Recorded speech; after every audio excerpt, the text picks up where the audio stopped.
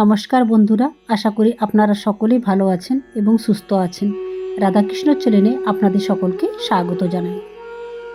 প্রেমানন্দ মহারাজজিকে একজন ভক্ত প্রশ্ন করছে, রাধে রাধে মহারাজজি। মহারাজজি, আমার একটা প্রশ্ন আছে। আমি যখন ছোট্ট ছিলাম তখন থেকে ভুল করে খারাপ সঙ্গদোষে পড়ে গিয়েছিলাম, যার ফলে জীবন আমি 7-8টা বছর খুব খারাপ আচরণ করেছি, অনেক পাপ করেছি। এখন সেই সব কথা ভেবে আমি প্রচণ্ড ডিপ্রেশন বা মানসিক অবস্থায় ভুগছি। এমনকি আমার মনে বারবার আত্মহত্যা করার চিন্তা আসছে। তবে আপনার ভিডিও দেখে, আপনার সৎসঙ্গ শুনে এখন আমার মনে অনেকটাই পরিবর্তন এসেছে। কিন্তু সমস্যা হলো, অতীতে যে ভুলগুলো আমার দ্বারা হয়েছে সেটা ভেবে আমি নিজেকে কিছুতেই ক্ষমা করতে পারছি না।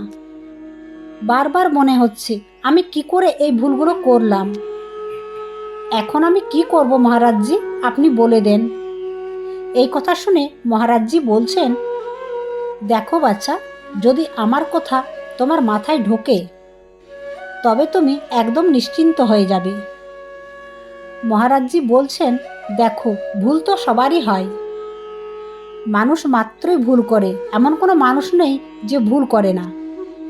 কিন্তু মনে রাখবে, বড় থেকে বড় ভুল শোধরানোর সুযোগ এখনও কিন্তু আমাদের কাছে আছে। কিন্তু আমরা যদি হতাশ হয়ে আত্মহত্যা করে ফেলি তবে সেই সুযোগটা চিরতরের জন্য শেষ হয়ে যায়। আর আত্মহত্যা করাটা একটা এত বড় পাপ হবে যে তার শোধরাতে আমাদের কোটি কোটি জন্ম লেগে যেতে পারে। এটা কিন্তু একটা খুব বড় ভুল সিদ্ধান্ত হবে। তাই সবার আগে আত্মহত্যা চিন্তাটা একদম ছেড়ে ফেলো, কারণ এর চেয়ে আর বড় ভুল কিছু নেই, এর চেয়ে বড় পাপ আর কিছু নেই। তারপর মহারাজজি বলছেন, তুমি ভাবছো অনেক বড় পাপ করে ফেলেছ, কিন্তু যতই পাপী হোক না কেন আমরা তা মুছে ফেলতে পারি। ধরো তুমি 10 বছর ধরে ভুল করেছ, কিন্তু আমরা যদি এখন থেকে নিজেকে শুধরে নিই এবং ভগবানের নাম জপ করা শুরু করি তবে সব পাপ কিন্তু কেটে যাবে। এতে কান্নাকাটি করার কি আছে? ভুল কার নাই হয় বলো? আমরা অনেক সময় ভাবি যে আমরা ঠিক জায়গাতেই পা ফেলছি, সেই জায়গাটা হয়তো পিছল ছিল, তাই আমরা পিছলে গেছি। আসলে এই মায়ার জগৎটাই খুব পিচ্ছিল। এখানে কিন্তু পদে পদে পিছলে পড়ার ভয় থাকে। তাই যদি পিছলে যাও কোনো ব্যাপার না, এবার উঠে দাঁড়াও আর নিজেকে সামলে নাও এবং আবার চলতে শুরু করো। কিন্তু মনে রেখো, আর যেন সেই ভুল না হয়। আর আত্মহত্যা করলে মানুষের খুব খারাপ গতি হয়, মানুষ প্রেত জনে প্রাপ্তি হয়। একজন আত্মহত্যাকারীকে মৃত্যুর পর না জল দেওয়া হয় না খাবার, তাকে নানা ধরনের কষ্ট যন্ত্রণা সহ্য করতে হয়। তাই একদমই ডিপ্রেশনে যাওয়ার দরকার নেই। আমাদের দ্বারা যে শারীরিক ভুলগুলো হয় এগুলো আসলে আমাদের পূর্বজন্মের বাসনা। এগুলোকে নষ্ট করার জন্য আমাদের মনের দিক থেকে মজবুত হতে হবে, ভেঙে পড়লে চলবে না। যদি আমরা 100 বার হেরে যাই, এমনকি 500 বারও হেরে যাই, তবুও আমরা উঠে দাঁড়িয়ে চলার চেষ্টা করব। মহারাজজি বলছেন, সেই তো হলো আসল বাহাদুর পুরুষ, যে হারের পরও উঠে দাঁড়ায়। পড়ে থেকে লাভ কি, তাই ওঠো বাছা। আর এই দুশ্চিন্তা মন থেকে ছেড়ে ফেলো আর রাধা রাধা জপ করো। দেখবে সব পাপ নষ্ট হয়ে যাবে। তুমি শুধু একবার ভগবানের শরণে এসো।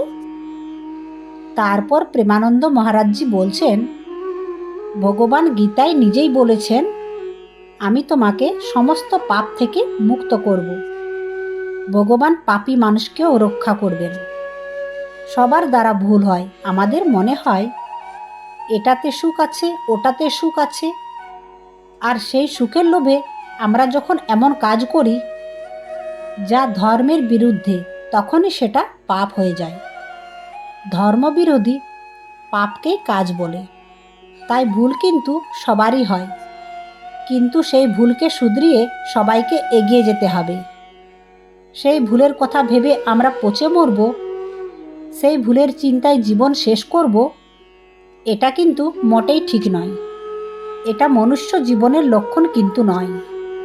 আমাদের ভুল হয়ে গেছে, মেনে নিলাম 10টা বছর না হয় ভুলেই কেটে গেছে, কিন্তু এখন যদি আমাদের হাতে 10টা নিঃশ্বাসও থাকে আর আমরা সেই 10টা শ্বাসও যদি ঠিক করে নিই, তবেই কিন্তু আমাদের জীবন সার্থক হবে।